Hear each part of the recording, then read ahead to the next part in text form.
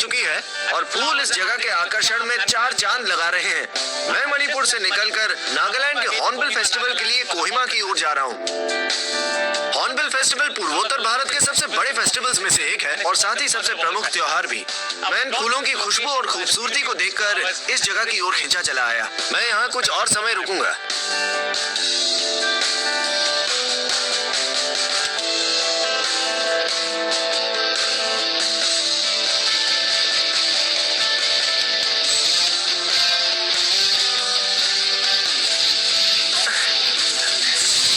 जगह बहुत मजेदार है।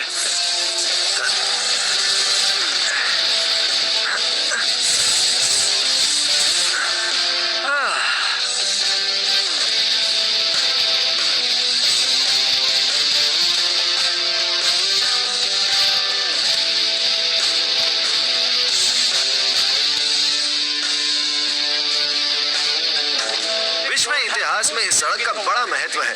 ये वही सड़क है जहां से जापानी सेना कोहिमा की ओर बढ़ी थी और फिर युद्ध में जीत के बाद ब्रिटिश सेना ने यहीं से इम्फाल की ओर कूच किया था।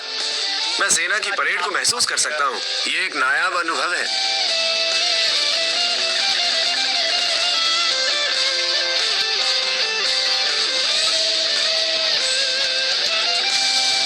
मैं बस कोहिमा शहर में प्रवेश करने ही वाला हूँ, पर शहर में जाने से पहले वर्ल्ड वॉर 2 का कब्रिस्तान देखने जाऊंगा।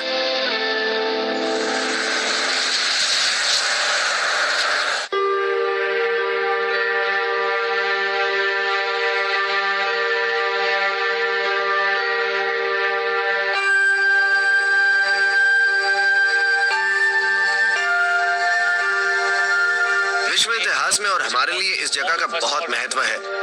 ये वही जगह है जहां वर्ल्ड वॉर 2 के दौरान जापानी आर्मी और अलाइड फोर्सेस के बीच प्रसिद्ध कोहिमा युद्ध लड़ा गया था। हाल ही में इस युद्ध को ब्रिटेन के अब तक के सबसे महानतम युद्ध का दर्जा मिला। यही स्थानीय नागा जनजातियों की मदद से ब्रिटिश आर्मी ने जापानियों को शिकस्त दिया था। सच कहें तो जापानियों को अगर यहाँ न रोका गया होता तो आज इतिहास कुछ और ही होता।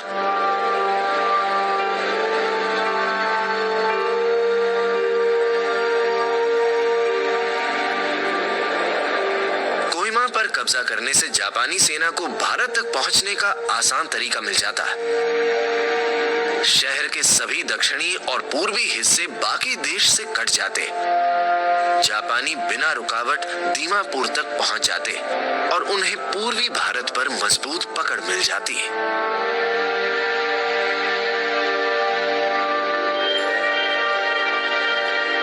इस कब्र के पत्थर पर लिखा है gunner N M Draper, the royal artillery से, उम्र 27 साल। सिर्फ मेरा हृदय जानता है कि हमारी अगली मुलाकात तक मैं तुम्हें कितना मिस करूंगी। और इस पर लिखा है हमें उम्मीद थी और प्रार्थना व्यर्थ गई कि भगवान उसे वापस घर भेजेंगे। दिल को छूने वाली लाइन है। आज ये कब्र के पत्थर पर लिखे सिर्फ कुछ नाम हैं, लेकिन इन लोगों की शूरवीरता ने इतिहास को बदल दिया। जापान कोहिमा में अपनी हार से कभी उबर नहीं पाया। ये अंत की शुरुआत थी।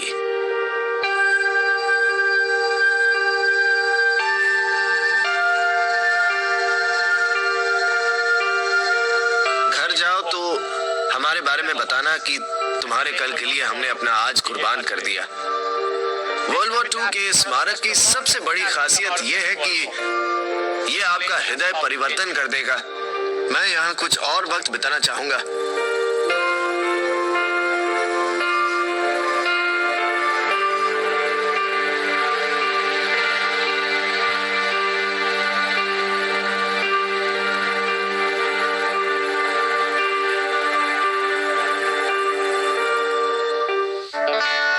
जिस भूमि ने युद्ध और तबाही का नजारा देखा है, वहाँ के लोग जश्न को बड़े पैमाने पर मनाने का मौका नहीं छोड़ते। आज सुबह कोहिमा से 12 किलोमीटर की दूरी पर हॉर्नबिल फेस्टिवल के लिए निकलते वक्त इसी उत्साह को देखने की उम्मीद है।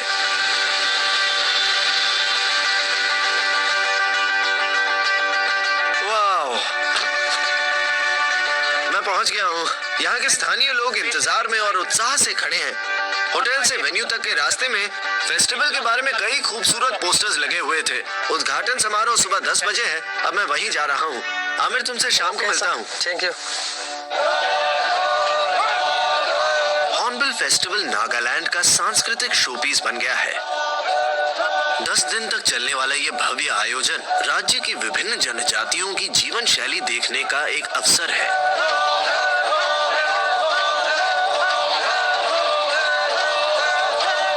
आखिरकार मैं यहाँ किसामा तक पहुँच ही गया। इस राज्य में एक समृद्ध जनजातीय संस्कृति है और यहाँ की सभी जनजातियाँ इस फेस्टिवल में हिस्सा लेंगी।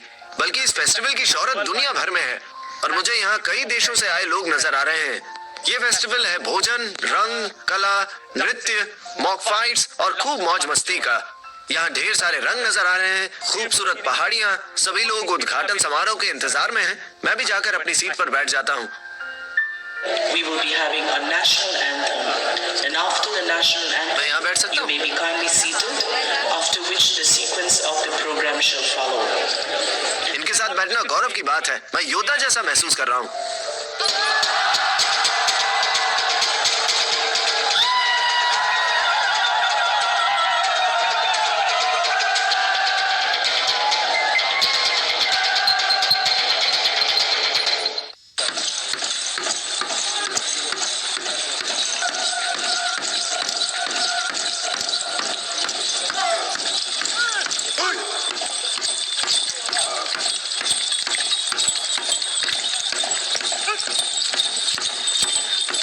दिन भर विभिन्न जनजातियां अपने नृत्य का प्रदर्शन करती हैं। ढेर सारी कला, रंग, योद्धाओं के प्रदर्शन। ये नृत्य है आओ जनजाति का।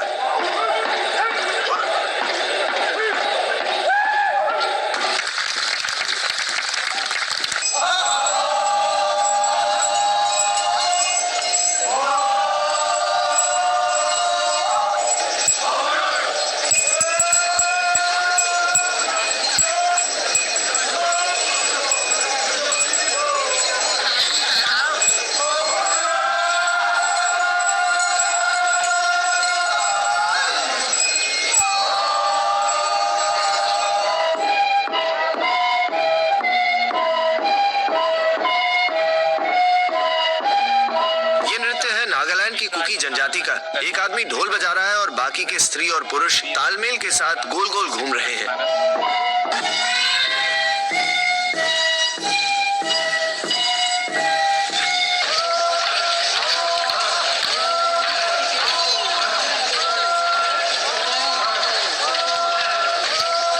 ये नृत्य है पुचरी जनजाति का और ये रंग, जोश, ड्रामा बिल्कुल योद्धाओं जैसे। वैसे मेरा एक अपॉइंटमेंट है, मुझे सेक्रेटरी ऑफ टूरिज्म से मिलने जाना है, लेकिन मैं ये देख के ही जाऊंगा। मुझे लग रहा है मैं चाकेशांग ट्राइब का एक योद्धा हूँ।